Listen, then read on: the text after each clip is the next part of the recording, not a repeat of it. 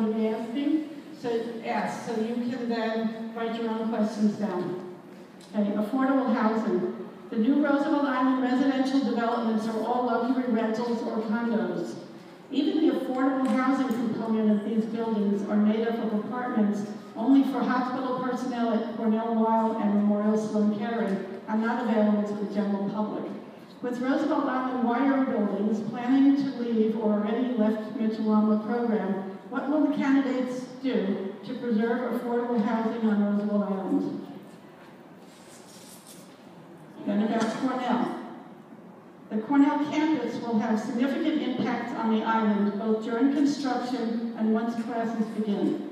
How will you ensure Cornell will act as a good neighbor, protecting the needs of existing island residents and giving back to the local community?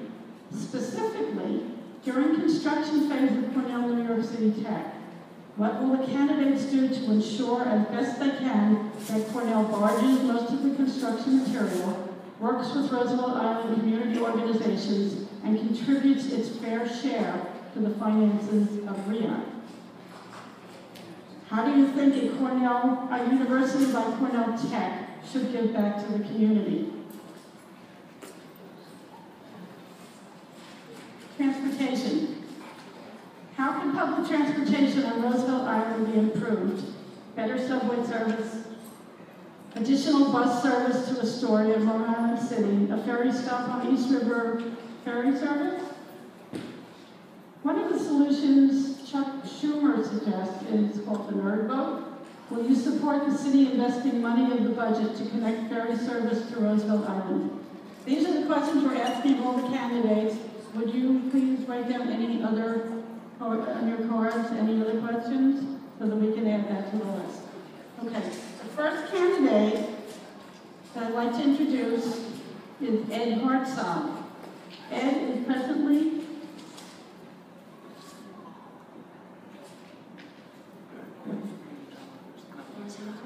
okay. Would you mind yielding to John Luke?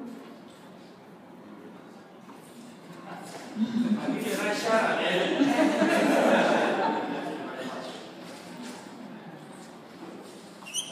Okay. We are pleased with our next candidate. Our first candidate is Ms. John Luke, who is currently controller, running for mayor. That's right.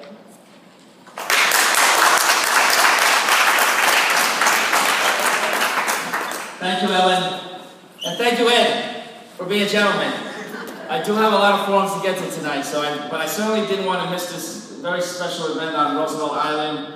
I want to thank all of you for participating. This is a big election, and it is going to determine the fate of our city for many years to come. For the last nearly 4 years now, I've had the privilege of serving as city controller. Actually, not an easy time to be chief financial officer of anything like these past few years, let alone the city of New York. But I've started every morning excited to have the opportunity to serve and help lead our city in the right direction. I'm proud of the record I've built, saving $4 billion of taxpayers' money through my very vigorous audits and careful contract scrutiny, making sure that money is not being wasted, and in many cases recovering money in cases that unfortunately we did have money being wasted by the previous administration. This is also a time when I helped create jobs, thousands of jobs, by accelerating some of our construction plans, by financing them with low interest loans, taking advantage of the capital markets that we can enjoy today. And also, the investment return on the pension funds is something that I'm very proud of. 58% cumulative investment returns over the last 4 years. Those of you who will be getting a check from me later this week, your money is in very good hands. And so, as such, my record as controller is one that has allowed me to really gain a full insight into every aspect of city government, and with your blessing and support, I'm sorry. Another minute. Okay. I'm sorry, I missed the rules. All right. So with that, let me just say that with my experience as controller, I believe that with your blessing and support, I will be able to move across the street to City Hall and hit the ground running as the next mayor of New York City, because I do believe that we are due for a change. It is 12 years of the same administration that, in all honesty, I think has not been an administration for all people here in New York City.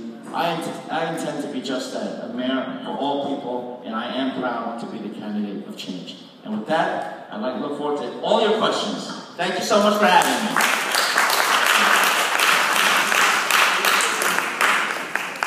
We're asking 3 questions of all the candidates. That's it? And then people are writing in their questions. I think the first person, if we don't have people writing in the questions, we may be able to remind. Okay, the new Roosevelt Island residential developments are all luxury rentals or condos. Even the affordable housing component of these buildings are made up of apartments only for hospital personnel at Cornell Weill and Memorial Sloan Kettering, and not available to the general public. With Roosevelt Island wire buildings, which were the original buildings, planning to leave or already left Mayoral program, what will you do to preserve affordable housing on Roosevelt Island?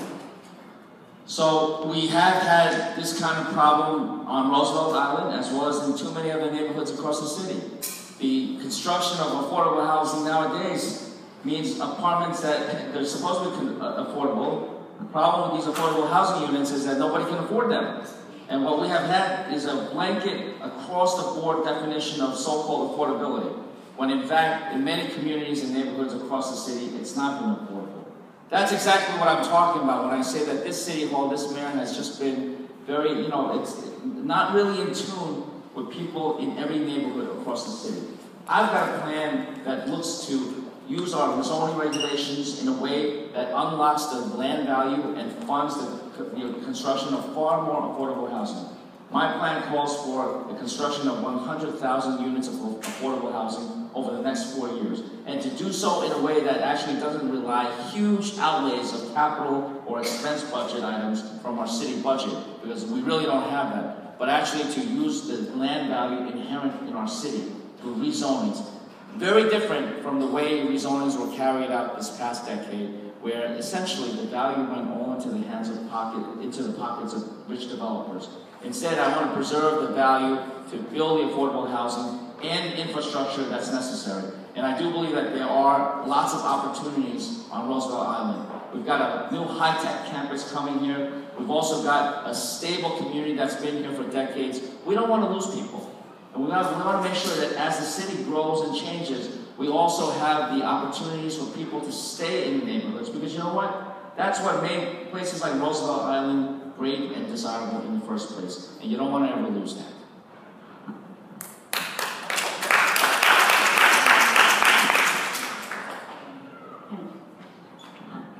The Cornell campus will have significant impacts on the island, both during construction and once classes begin. How will you ensure Cornell will act as good neighbors, protecting the needs of existing island residents and giving back to the local community?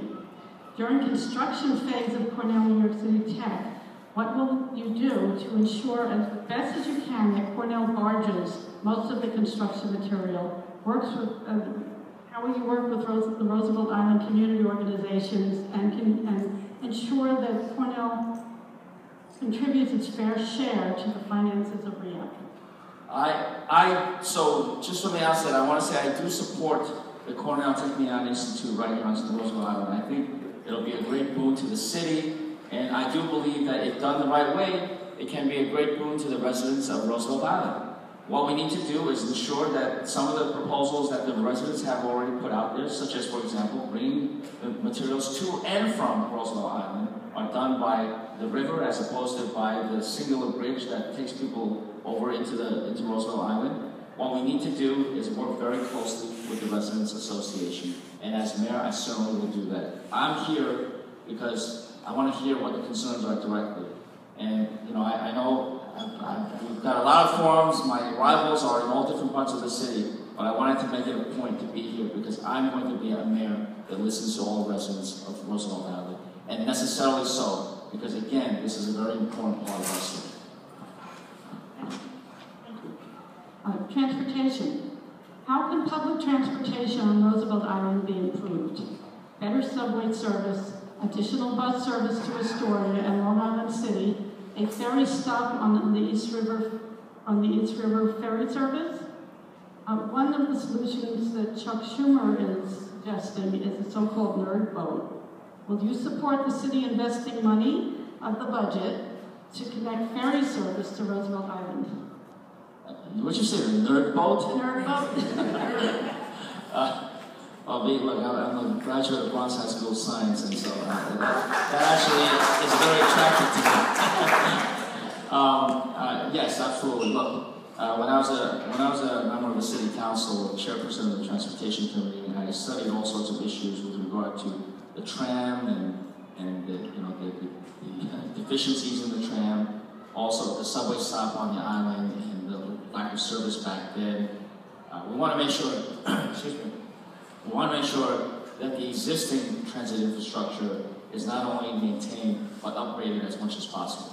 So let's first and foremost make sure that the trams are running as smoothly as possible, that the subway is stopping here on a regular basis, even including late at night, so that people have round-the-clock service to access to mass transit. But also look to see what more can be done. Bus service coming onto the island into Queens, that's obviously something that I actually have been talking about for quite some time, that we need expanded bus service. It's hard to build new subway lines in the city of New York, but if we are going to increase our mass transit infrastructure, bus service really is the most practical way to go, short of tens of billions of dollars of federal funding. And then the idea of this nerd boat, that's something that we should take a look at, because I've called for a long time for subsidized ferry service all across the city. 100 years ago, the waterways was the main form of transportation in New York City. There were ferries going all over the place, from destination to destination. And then as the subways came in and there was more bus service, the ferry service kind of fell by the wayside. Well, since we're kind of running up against capital constraints, as I said, it's hard to build new subway lines. The bus service is a good addition, but you can only go so far with the bus service. I think it's time to re-explore our waterways as a main form of transportation, and it's got to be transportation not at market level, but true public transit means that it has to be subsidized somewhat. And so to bring ferry service here, especially when we are expecting huge numbers, influxes of people coming to Roosevelt Island, we clearly have to boost the infrastructure. And so I'd be firmly in agreement and in support of this nerd boat. Does anybody else have cards? I have one card here. Okay, so I'm going to read this card. Would you, as mayor, consider breaking the lease between the city and state, returning Roosevelt Island to the city, and reinstating this community as a fully enfranchised part of the city?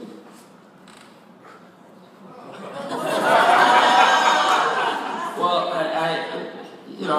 I don't, in general, I don't believe in breaking agreements, whether it be between the city and the state, between the city and its employees, between the city and its contractors.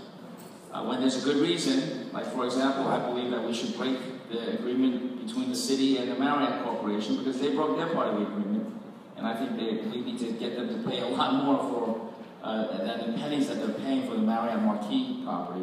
In my opinion, based on my audits, I think that they owe us $344 million, and that's reason enough to break the agreement because they broke the agreement in the first place.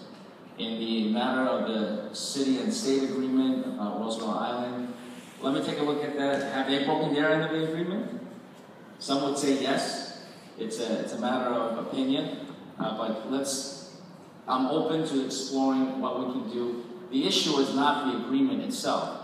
The issue is how best to serve the residents of Roosevelt Island going forward. And I am very interested in making sure that people on this island, in this community, get the full service they deserve, certainly the same as everybody else in the city.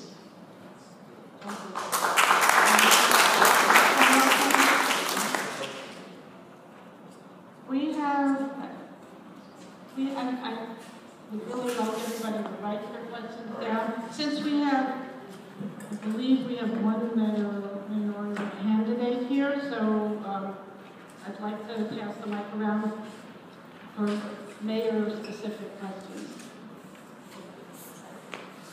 Well, it's mayor's specific, but it was a little bit also less control, if I may. Savings the city money is important. Now, I don't know, is the Board of Education Construction Authority, is that under your, as controller, do you have any say in that? In controlling their expenses or watching their expenses? We can audit their expenditures, but I don't have direct control over how they spend their money. Just an observation. There's been a school, PSIS 217, on the island for about, I guess, 15 years. 30 years, I'm sorry, 30 years? No, 15 years. A long time. It's not that long, and it's being renovated. Now, there's a PS 217 in Brooklyn that's at least 100 years old, and I don't know the last time it was renovated. But this building has been under renovation now for about a year, and it's only 15 to 20 years old. And I think there's something is askew if you have to completely renovate a building that's relatively new. And it's got to be, I would assume it would be very costly to the city. I will take a look into that, and we'll see if there were any improper decisions made as to why the building is being renovated. Although I gotta say, this is the first time I'm at a community meeting that someone's complaining that their local school is being renovated. So it goes to show that the residents of Roosevelt Island are very conscientious and for the good of all. And I don't have any children in the school. I do, by the way. My son Joey is about to start the 8th grade, so. No, I have two. I do have children. Oh, you do? Went to public schools, but not. Got it. I actually have two questions for you. The first one has to do with something you just alluded to, and that is that you, as controller, were involved in investing money for the city pension fund. Yes. The city pension fund owns the lion's share of the building across the street from us. Those of us who've lived here for many years call it Eastwood. The management now calls it Roosevelt Landings. City pension is among, it's part of a consortium that actually owns the building. In this building, the landlord has proposed a submetering plan that would evict tenants who fail to pay their electric bill. In no other part of the city of New York can you be evicted if you fail to pay your electric bill. If you fail to pay your electric bill, the electric company takes you to court, and they destroy your credit, but they don't evict you. What, as the mayor, will you do to convince the landlord in this building that they should not be evicting tenants who don't pay their electric bill, particularly because we have electric baseboard heating in our building, and in fact, had they gone ahead full steam with their original plan, approximately 90% of the building would have been evicted by now. Our bills were like $500 a month, $1,100 a month, things that were just, I say that and people don't even believe the cost. Yes, $1,183 per month was one apartment's shadow bill. And had we not fought them, that would have been the nature of the amount of the billings that would have been put forward there. And since then, they've made some repairs, not entirely. We want to make sure that our people aren't evicted. What will you do about it? Sure. Well, let me look into it as controller. I don't know every holding that we have. We've got $142 billion worth of holdings. So let me take a look to see what's happening there. We certainly don't want to be in the business of funding and capitalizing bad landlords. On the other hand, as mayor, I would be very strenuous in protection of tenants all across the city, especially in large complexes. We have a city that really has been much harsher for people than was really necessary. This city has gotten so expensive. So expensive. The rents are, I gotta agree with my buddy Jimmy McMillan. The rents are too darn high. And the cost of living between food, transportation, and otherwise really skyrocketing. Wages stagnant. The wealth gap out of control in the city of New York. I'm gonna be a mayor for the people. For much more equality and I'm going to take care of people's quality of living. And that includes making sure that landlords aren't doing things that here on Roosevelt Island that is not done anywhere else in the city. And that's the first I've heard of people being evicted for not paying. Well, that's the first I've heard of $1,100 monthly electric bills. And then for people to be evicted on that basis, that's just unconscionable. And the other question I had has to do with the construction of Cornell that you also mentioned. And we know that this construction is a big boon to the city. We also know that the city of New York is receiving that boon on the backs of every resident of Roosevelt Island. The city of New York has not offered one single dime to help support the services that the Roosevelt Island Operating Corporation will have to provide in order for the people who are at Cornell, whether they are students or they're staff or they're part of the corporate co-location portion of the project. All of these people will be riding our buses. They'll be using our self-contained police force that is not supported by city taxes. Not supported by city taxes. Our bus system is not supported by city taxes. Our grounds people are not supported by city taxes. But when their pedestrians leave, I understand, leave debris on the grounds, our staff will have to pick it up, and it will detract from all of the services that we now receive. What, as mayor, will you do to return city tax money back to this community and part of the money that the city is making on the backs of Roosevelt Island to support the services that Cornell will be using? Well, thank you very much. Look, this university is a major project. It would be a major project anywhere, located anywhere in the city, and certainly located here on Roosevelt Island. So as with many major projects, I am in full agreement that the community must be held harmless to the maximum extent possible. And that means to the extent that there are additional services that are necessary, the cost of those additional services should not be borne on just the local residents alone. So that's something that, again, we don't know exactly what's going to happen. We can project that there are going to be additional capital needs. I think that the ferry service is a good idea, too, because there will be that many more people coming to the island. And so to the extent that additional operating funds are necessary from the city of New York to hold the residents as harmless as possible, that's something I'm all in favor of. But in order to make sure that that happens, there's got to be a very strong communications and a working relationship between City Hall and Roosevelt Island, the residents of Roosevelt Island, which is why I'm here tonight. Thank you. And then we need to move on. That same building that the city owns, is a big investor in, the city pension plan, has senior disabled housing, and many of the people from Goldwater were moved, many disabled people from Goldwater were moved into this senior disabled housing, and as they vacate these apartments, they're no longer going to be used for the disabled.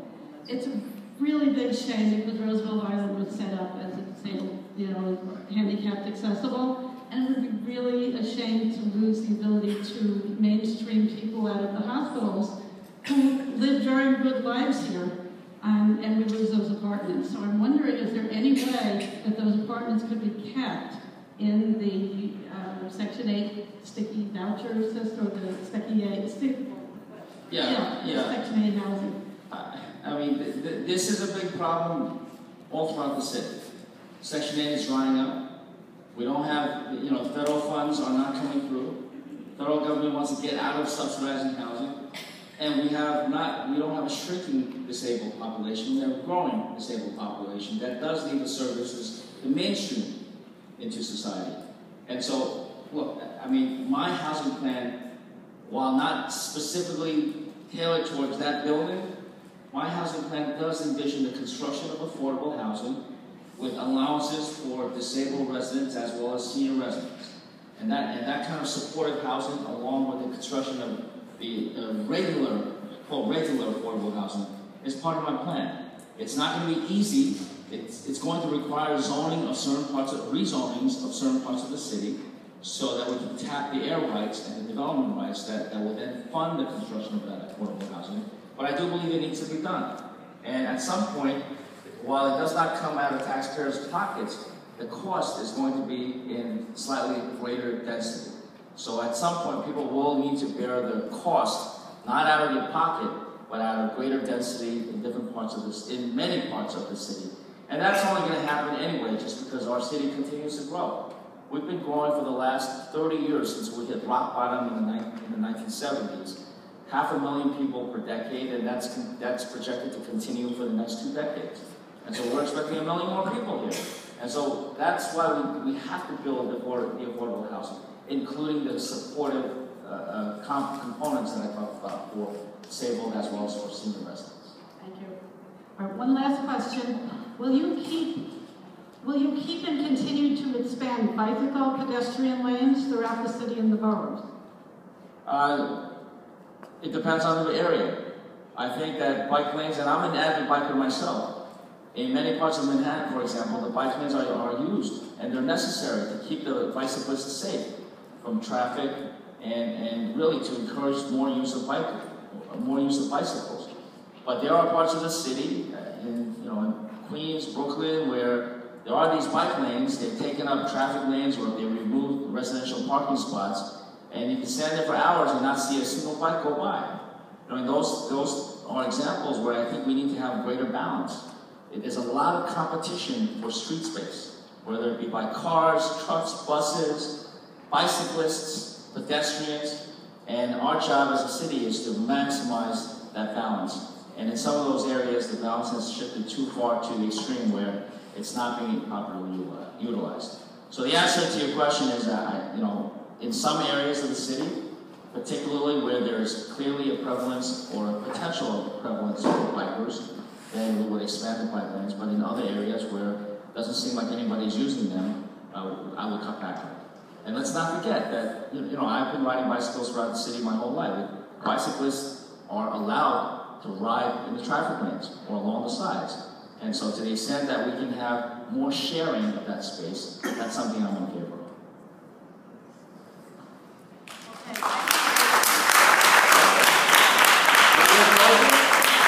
Can I get 1 minute closing?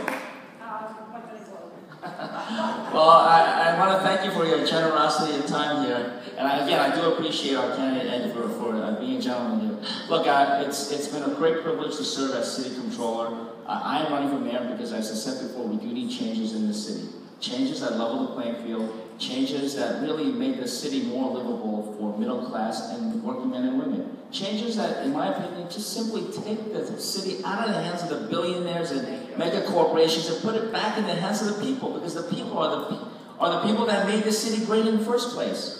And while I have been a near lifelong New Yorker, I can't claim to be born here. I am an immigrant by background. I was born in Taiwan. I mean, people still say I was made in Taiwan. And, look, it is something where when I was growing up here, we came here for the promise of New York, which is that if you work hard, you dream big, and then you work a little harder, you can achieve great success. But that promise has been somewhat lost in recent years, and I feel that there's some kind of invisible force pulling all of us back. We've got to get rid of that invisible force. We've got to free ourselves of the idea that we're held hostage by the wealthy people and the large corporations. We've got to fix our tax policies. We've got to fix our fiscal policies so that we can bring about a recovery that is not just beneficial to the very few, but a broad-based recovery that is sustainable for the long run. That's what I've been working on as city controller, and I will completely follow through on those policies as mayor, making sure that our schools are fixed. We restore the learning environment in each and every one of our schools instead of treating them, running them as their business divisions, reporting to DOE Corporation, building the affordable housing that we talked at length about, making sure that our mass transit as well as our telecommunications infrastructure is intact, especially when we are now subject or vulnerable to these massive storms. We've got to do much better to propel our city into the 21st century, and with your support, I am ready to do that. Thank you so much for your time.